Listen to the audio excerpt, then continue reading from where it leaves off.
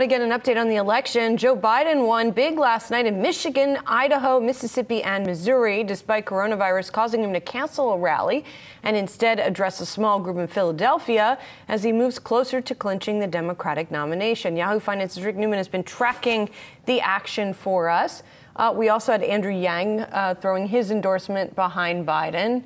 What happens now? We got another round on Friday, don't we? Voting's going to continue, my guess is Bernie Sanders will not drop out. I think he's going to stay in for at least a couple more weeks. He probably wants to participate in at least one more debate. We're going to have another one coming up, I think, on Sunday.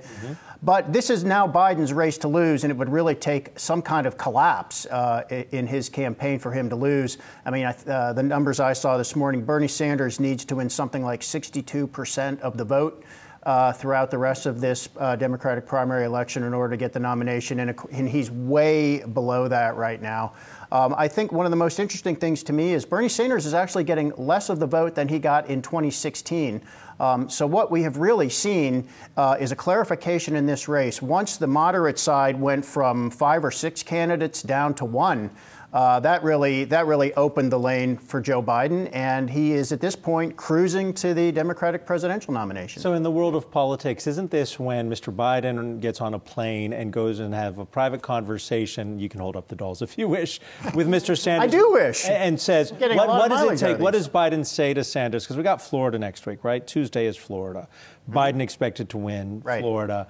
I mean, after that, Bernie, what do you want? It becomes part of the agenda as long as we can get it through, but need you to step out. Yeah, some of the chatter among Bernie Sanders supporters, they want the revolution to continue. Ain't gonna happen. So it ain't going to happen. So, I think some of the chatter among Sanders supporters is, could we get Joe Biden to move closer to Bernie Sanders' positions on I mean, the big one is Medicare for All, the giant government health program that would eliminate private insurance.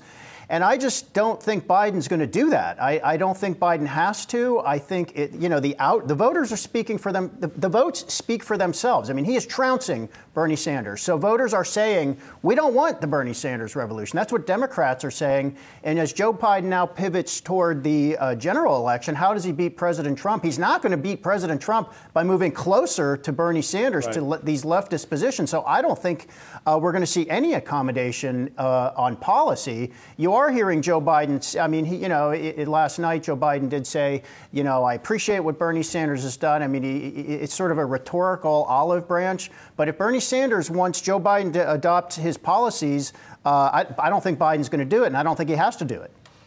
We shall see. Thanks, Rick. Hey, investors. Zach Guzman here. Are you interested in learning more about the markets and getting the latest financial news? Well, then click right here to subscribe to our Yahoo Finance YouTube channel.